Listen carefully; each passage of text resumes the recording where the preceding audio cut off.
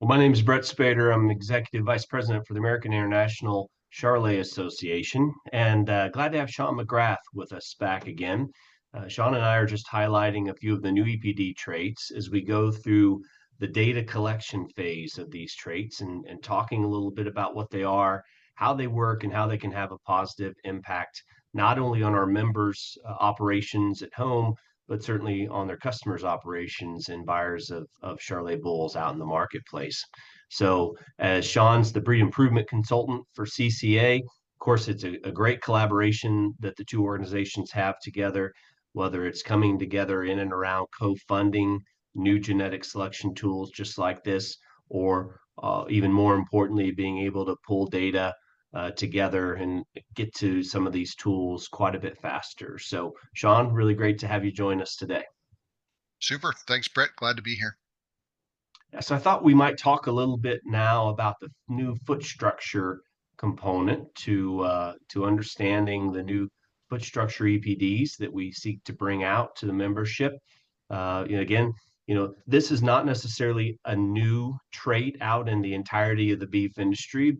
And I'll be honest, as we started to go down this path, we had some folks contact us and said, do we really feel like we have a foot structure problem? And I think in most cases, comparatively, we as a breed are really pretty strong. But I think that as we work in communicating the value of using Charolais genetics, particularly when it comes to the longevity of bulls in pasture, and we're thinking about how we communicate that sire's impact in a commercial operation, I think just being able to have these type of tools to keep us out of the ditches, to be sure that we're breeding problem-free cattle that provide the genetic advancement and performance over a long period of time, I think it becomes a relevant part of our conversation, and we certainly know that EPDs are simply tools, and you can use them or you don't have to.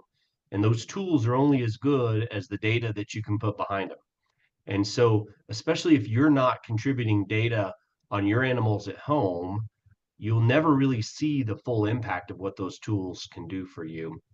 It gets me excited to think, though, that we've got folks that are certainly looking for this, whether it's breeders that want to make sure they're doing the right thing by the industry, or whether it's bull buyers that are asking for this as they think about and are making a transition back from other breeds and utilizing other breeds to be sure that they're getting the ultimate in performance with their Charolais genetics as they come back into a bull buying phase with our breed. So we want to be able to offer them the tools to give them that reassurance, especially if they've had a bad experience with another breed. They don't want to replicate that again. So if we can give them tools like this and build that reassurance, I think we see that as a pretty logical pathway for why we're exploring this tool quite a bit more. So, Sean, I'd love to hear your thoughts on, some of the thought process that you guys as an organization have had about the importance of foot structure EPDs moving forward. Yeah, thanks, Brett. I think I would echo your comments in terms of bulls on pasture in customer pastures. I mean, also in the Charolais cow herds that are retaining those females. And the other piece I think that's actually quite important and gaining in importance is actually that structure in these feedlot cattle. Mhm. As we see carcass weights continue to increase and it almost looks like no end in sight. And we know that Charolais cattle fit that bill and have all that growth. We've got to have the infrastructure under these cattle to take them to finish, to take them to the plant, because nobody gets paid when a calf doesn't make it all the way to the packing plant, right? So even having that structure underneath these feedlot cattle, these Char influenced feedlot cattle, is gaining in importance as these carcass weights keep increasing. I think that's a really great point. Another point that I've shared with a couple folks is if a maternal base is not Charolais and they have had foot problems, wouldn't it be interesting if that terminal sire that comes in actually fixes a lot of those problems? And normally, when you're thinking about foot structure, you're thinking about making sure your maternal base is going to last as long as you can get it to. But isn't it interesting, to your point, to think that, gosh, if they've had some unsteadiness when it comes to actual physical structure, maybe this is a really important part of fixing that, and then we can open those doors in terms of value and in product merit and performance and efficiency and conversion. So I think it's a really great thing that we're working on. In some of these other segments, we've talked about just the importance of the data collection.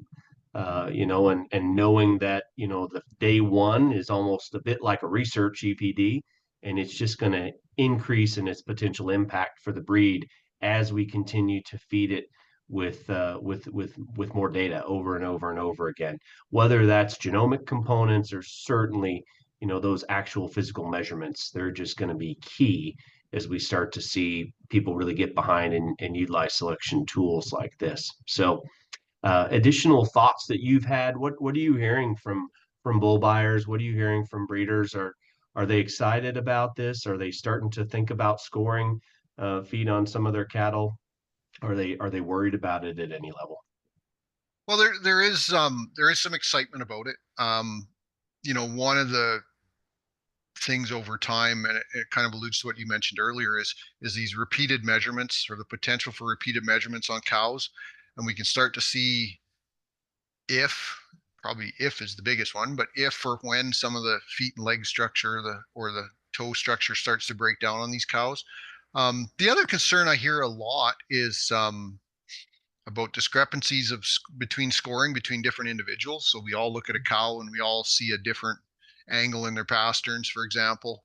Um, and really, because of the way we look at used genetic evaluation, as long as the same person is scoring and is consistent within that group, um, that's really a non-issue. If they are scoring cattle at a 4 and I might call it a 5, that's fine as long as they consistently a 4 is a 4, right? So it's the variation or the difference between cattle within that contemporary group rather than an absolute um, score, right?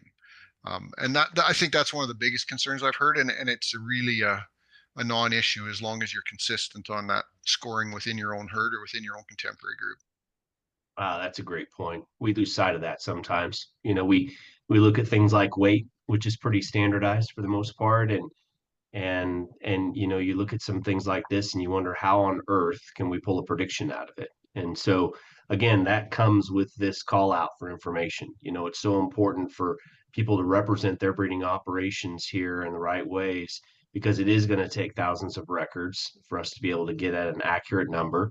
And it is just so important that people get involved by just testing their own animals. And again, the beautiful thing is they can walk out within whatever contemporary group that is on that one given day, and they can do that themselves at another working time. When cattle are coming through the chute at another time, it doesn't have to be. It's not necessarily expensive, other than the extra time that it takes you to learn about the process and to actually score the cattle. And it certainly is something that anyone can do once they kind of understand the scoring system and of course upload the data to us. And so to that effect, both for your guys' breed registry system as well as AICA's, they've got that ability to upload these scores online now. Obviously, if anyone has any challenges or existing records, I know we've got a few breeders that had some existing records. This is to the BIF standard, and so we had some breeders that had already been scoring for their bull buyers. So we can take those existing records and we can certainly utilize them to get us there even quicker. Well, I No, might I share. think that's a great point. Oh, absolutely. Well, I might share the scoring guide, Sean, if you don't mind, and we may just take a look at that, and I might have you give a bit of an overview on what people can expect when they see that guide.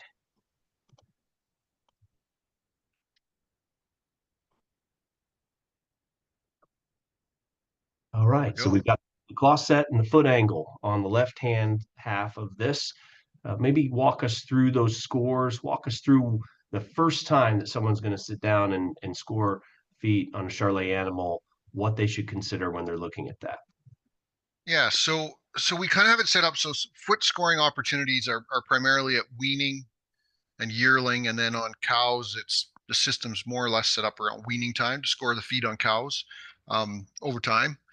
Doesn't have to be the same day you wean calves or the same day you weigh calves. What's important is to get those feet scored, with even within a week of each other kind of thing. They're not gonna, I mean, a foot's not gonna change 20 pounds in 5 days like a weight would. Um, but they need to be done consistently as a group at the same time. And if you can do them at the same time, just so to keep the scoring consistent in your own mind. Um, Photo aids are largely to train your eye, right? So just to give you a frame of reference, um, and in both of the 1 to 5s for claw set and foot angle, for lack of a better term, and I don't like this term because it's depends a little bit on your environment and your terrain, but 5 is ideal. We'll call that ideal or moderate in the middle. Um, so the things we're worried about are claw sets. So the first extreme example is a 1. So that's where the toes are splayed wide apart. Um, so a couple things we know that there's potential for breakdown in the foot in terms of weight and impacting that weight. Um, we also know that in a feedlot situation, that's a potential for infection, etc., which we want to avoid. As we move more to the middle, so those claws will be even in size, which actually indicates that the animal is striding in a structurally straightforward manner. If one claw is a lot bigger than the other or off center, that typically means there's structural issues further up in the frame. Um, and then as we go and get into, as we get down into the 9s in terms of claw set, that's, scissor claws, toes overlapping. Um, those become lameness, labor issues. In terms of a cow, it's a cow that can't get around a pasture to get enough intake to maintain her body condition and comes in open. It's a bull that has sore feet and can't breed cows. Um, so it is a continuum along there. Um, the majority of cows are going to be 4 through 6. The majority of bulls are going to be 4 through 6. The majority of calves are going to be 4 through 6.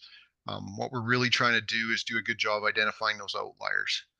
Um, and so claw is a little bit so, and the way I think about those claws, particularly if they're uneven, that's sort of a forward striding motion structural piece of that is a really good indicator.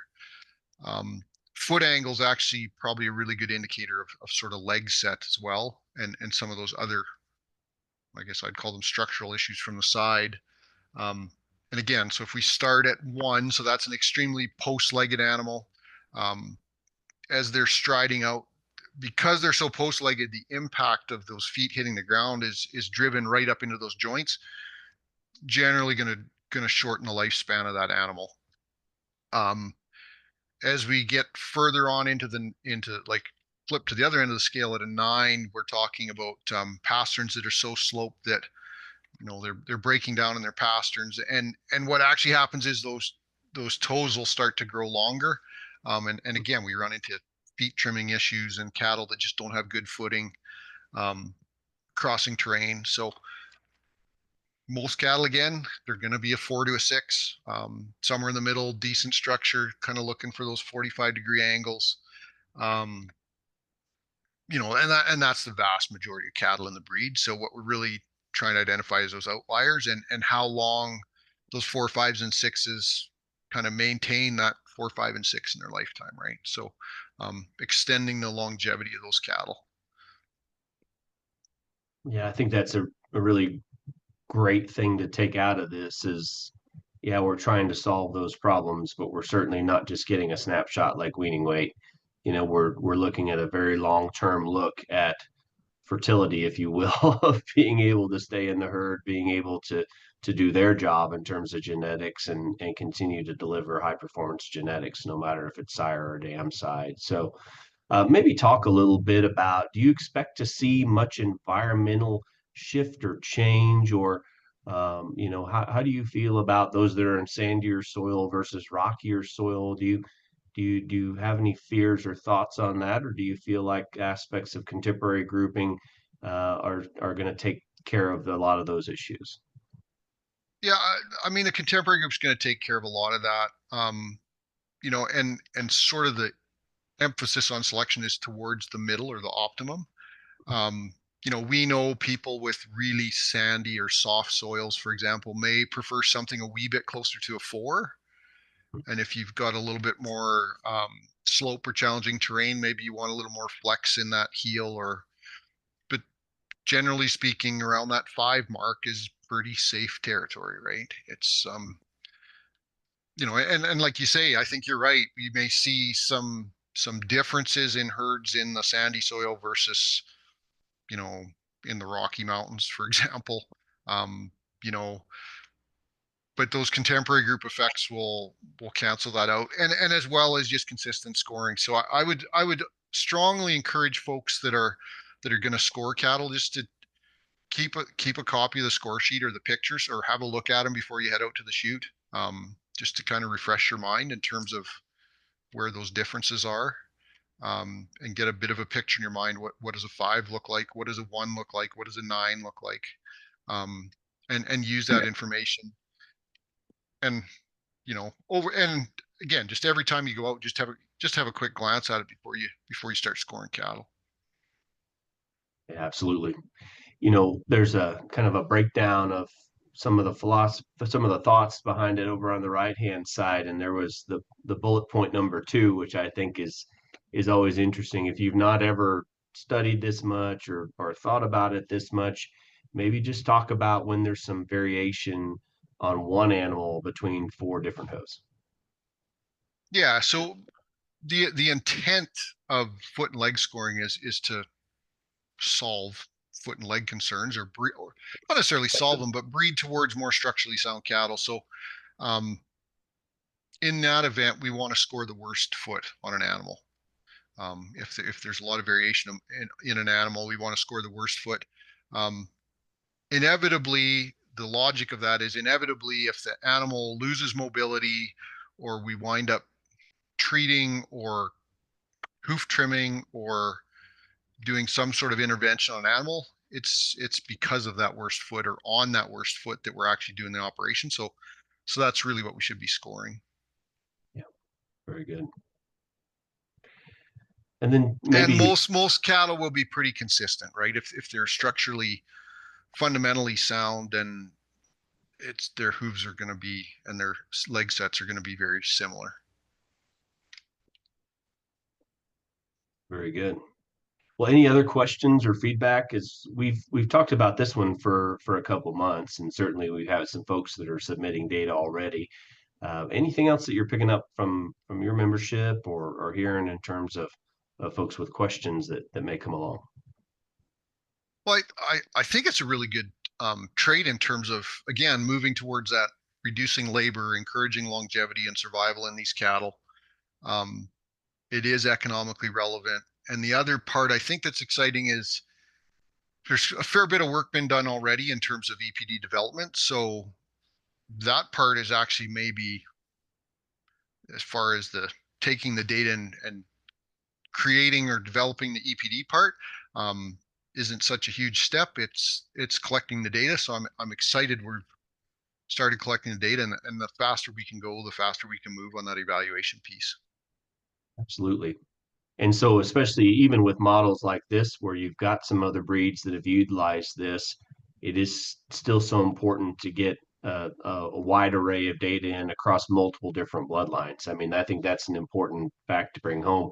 We may have a bit of a recipe for this already, but we need our data in it. And our data looks like as many different bloodlines of Charolais cattle represented as we can possibly get. That just allows us to hone in on the most accurate tool. I think sometimes we don't always think about it as population genetics, but that's literally what it is. You are giving your perspective on the animal's bloodlines that you're using at home, but everyone needs to do that so we can get a really complete representation of the winners and the losers, so to speak, or I should say, particularly the losers, right? To be able to understand and to allow the model to really do its job over time. We don't want to devalue people's cattle. We don't want to do anything but provide them a set of tools which they can utilize should they choose to breed the best cattle they possibly can. But that really begins with getting as many different lines of cattle represented in these early models as we can possibly get our hands on. And the other thing, Brett, you alluded to it a little bit earlier, kind of when we first started the conversation. Um, if you go way back to the original French imports or the original Charolais that came up out of Mexico, I mean, those are good footed cattle. I mean, this Yeah, breed has a long history of, I mean, just sound feet and legs, right? So this is about augmenting that and ensuring that and moving that forward into um, the next 50, 60, 70 years. Um, it is really that long of a process, but I mean, we're built on a foundation. You look at those pictures of those original imports and like, God, those cattle got good feet. There's no doctoring those photos, and those cattle have good feet, right? So we do have a really firm foundation to build on, and this lets us build on it. very good. Well, again, thank you so much, Sean, for joining today. As always, if you've got questions for Sean or Craig or anyone on the Canadian staff, they would love to hear from you. Same for those of us on the AICA staff, Maggie and Sarah, myself, and others on staff. We'd love to hear about ways that we can best implement these tools. We'd love to hear about ways that they can have the best impact for your operations at home or your customers' operations.